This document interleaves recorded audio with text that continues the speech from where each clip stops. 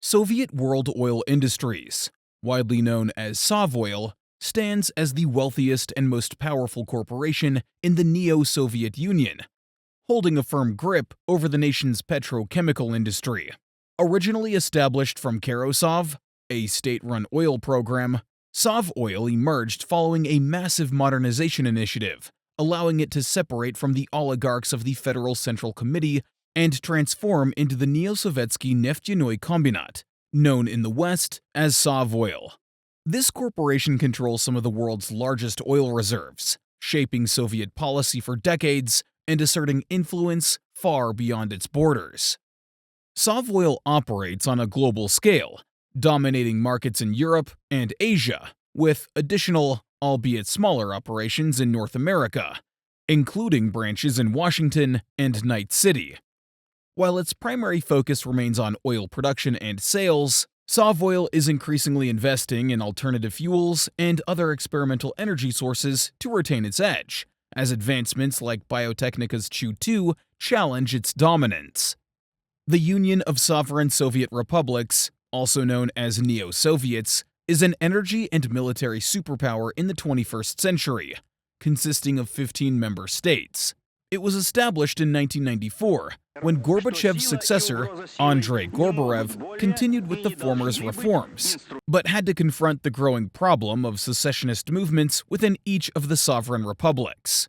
The members of the Soviet Federation, led by Gorbachev, founded the new Union of Sovereign Soviet Republics, a supranational union that allows each member state to direct its own army and foreign policy, but partially unites their economies into a free trade zone that unites their oil and coal industries under a single administration.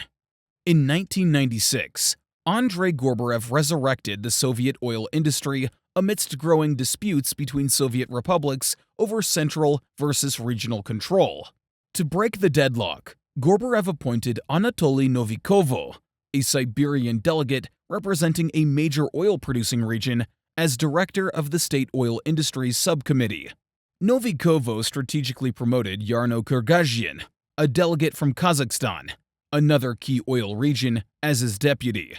With leadership from the two largest oil-producing areas, the subcommittee successfully consolidated the USSR's oil production under a single entity, Soviet State Oil Industries. However, this consolidation was soon tested by political instability. Following the failure of the coup by KGB remnants and communist hardliners, which left the government weakened, SovOil requested permission to establish its own security force, citing the Soviet Army's inability to protect its facilities.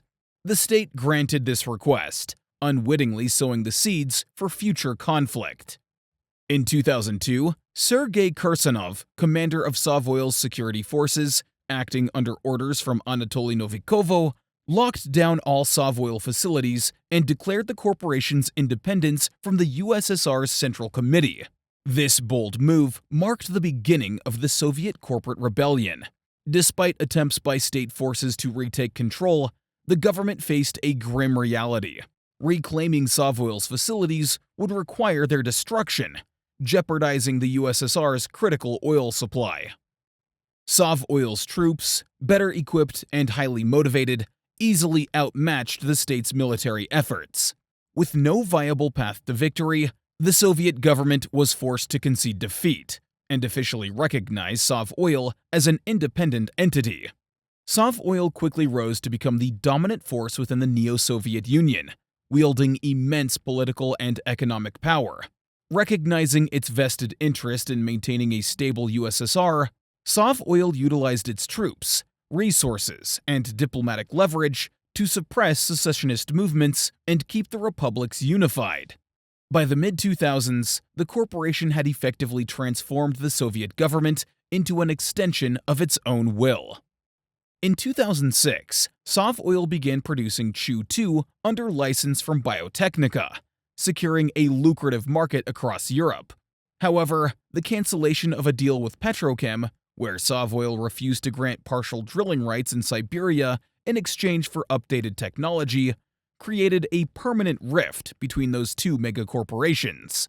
This animosity soon escalated into the Second Corporate War, which lasted from 2008 to 2010 and dragged numerous smaller corporations into brutal conflict. By the mid-2010s, SovOil and Petrochem clashed again over territorial disputes in the South China Sea. This short but devastating war left both corporations severely weakened. Petrochem shifted its focus to advancing Chu-2 fuel technology, while SovOil redoubled its efforts to exploit Siberia's untapped oil reserves. Over the next decade, SovOil further solidified its influence, with the Novikovo family retaining majority ownership. Yarno Kurgazhian retired during this period, but the corporation's grip on the USSR tightened. By the 2020s, SovOil was the world's seventh largest corporation, wielding such overwhelming power that the USSR was no longer seen as a global force. SovOil itself was. The corporation had become the ultimate unifying entity in the Neo-Soviet Union, shaping the nation's fate to serve its own ambitions. SovOil remains one of the wealthiest and most powerful corporations in the world, bolstered by unparalleled access to valuable oil reserves and diverse business ventures. As long as the oil continues to flow, SovOil will thrive. However, its leadership is acutely aware that oil is a finite resource. To secure its future, SovOil is actively pursuing diversification to evolve beyond oil dependency. As the dominant economic force in the Soviet Union and much of Eastern Europe, SovOil enjoys a guaranteed market share in these regions. To capitalize on this, the corporation has expanded its footprint into mining, construction, shipbuilding, vehicular design, electronics, aerospace, synthetics, computers, and Chu-2 production. The company is betting heavily on Chu-2, seeing it as a cornerstone of its post-oil strategy. The corp has been expanding its Chu-2 production, investing in advanced fermentation and refining techniques, and rapidly increasing its network of fuel stations and supply contracts. Their ultimate goal? To rival Petrochem in both Chu-2 production volume and quality. However, SovOil's aggressive expansion has reignited tensions with Petrochem, its fiercest competitor. With global oil supplies dwindling and Chu-2 demand surging, the two corporations are vying for dominance in markets like Western Europe and South America. High-stakes hotspots include the Antarctic, where both are exploring for oil, and regions where their Chu-2 sales overlap. Petrochem, still smarting from its loss of the South China Sea oil fields, appears ready to commit all resources to emerge victorious if another confrontation occurs. Analysts are closely monitoring the growing rivalry, as another large-scale conflict between these giants could have catastrophic effects on global supplies of Chu-2 and hydrocarbons. A violent escalation would not only destabilize the corporate hierarchy, but also threaten the world's energy economy, leaving markets and industries in turmoil.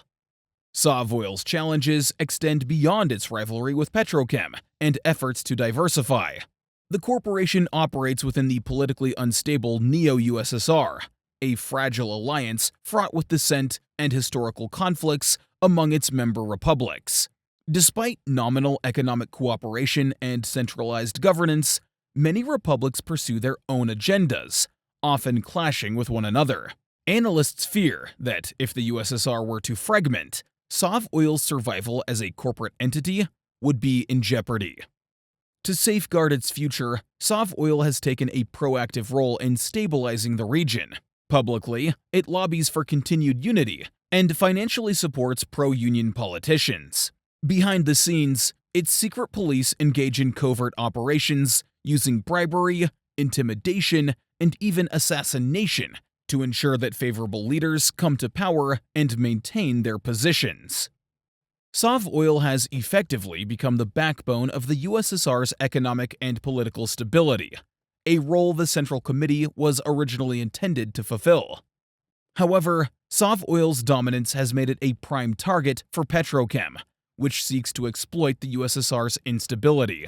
The American megacorporation has dedicated an entire covert division to undermining SovOil's unification efforts. This has turned the Central Committee and the Republic governments into a covert battleground, with Soviet and American espionage agents vying for influence. While many expect another direct confrontation between SovOil and Petrochem, analysts warn that the real war may be fought in the shadows. The outcome of this clandestine struggle could determine whether SovOil continues to thrive or succumbs to political and corporate sabotage. Thank you for watching. I hope you enjoyed learning more about Night City and the world of Cyberpunk. If you want to see more videos like this, go ahead and click on the recommended video on screen, or check out the channel. See you soon, chooms!